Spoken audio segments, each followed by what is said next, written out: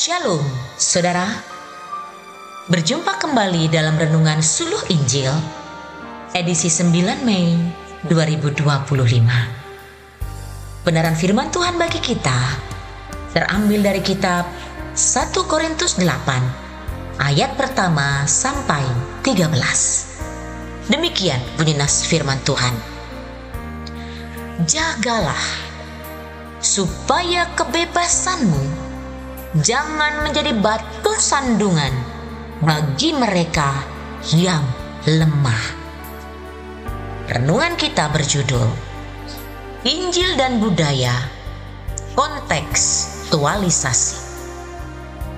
Saudara yang terkasih, ketika Injil diberitakan ke berbagai suku bangsa di dunia, orang setempat tidak langsung menerima dengan mudah.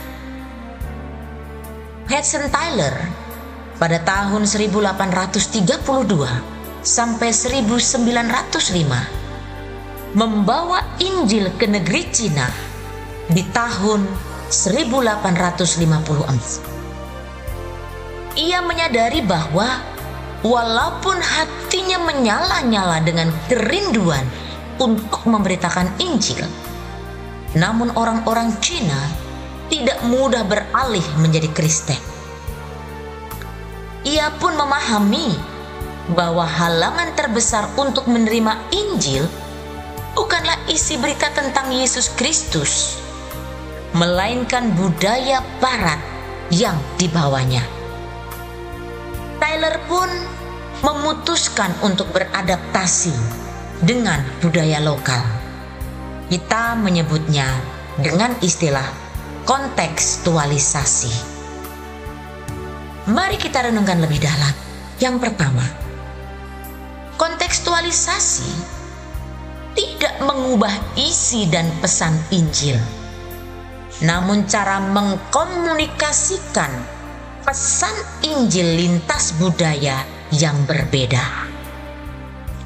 Memerlukan hikmat, bijaksana, dan kesabaran. Tentu hal inilah yang dialami juga oleh para rasul ketika mereka harus keluar dari Yerusalem, pergi ke seluruh tanah Yudea, Samaria, dan Asia. Dalam penginjilannya, Rasul Paulus berjuang keras untuk meyakinkan bahwa latar belakang budayanya tidak menjadi penghalang dalam memberitakan Yesus Kristus.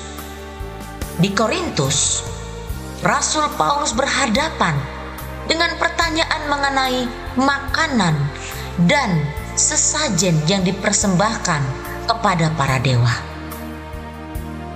Pada tempat pertama, Rasul Paulus menegaskan bahwa sebenarnya hanya ada satu Allah.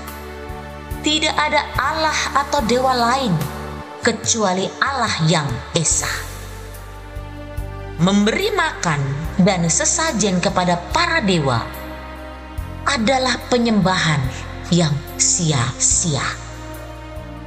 Yang kedua, selanjutnya Rasul Paulus mengajak jemaat Korintus memahami manfaat dari makanan atau tidak makan dalam persekutuan. Hal makanan, makan atau tidak memberikan keuntungan dan kerugian apapun. Yang penting ialah dilakukan untuk kemuliaan Allah. Jika makan dari sesajen dapat menjadi batu sandungan bagi sesama, maka sebaiknya jangan makan. Jika diabaikan, maka hal itu merupakan dosa melawan Kristus. Kontekstualisasi yang dilakukan oleh Rasul Paulus bertujuan memenangkan sebanyak mungkin jiwa. Karena itu, ia menasihatkan agar janganlah kebebasan kita membuat orang lain tersandung dan kehilangan keselamatan. Amin. Saudara, kontekstualisasi mengajak kita untuk berusaha menyenangkan hati semua orang, bukan demi kepentingan diri kita, melainkan demi kepentingan orang banyak agar mereka diselamatkan. Demikian renungan hari ini. Tuhan Yesus memberkati. Shalom.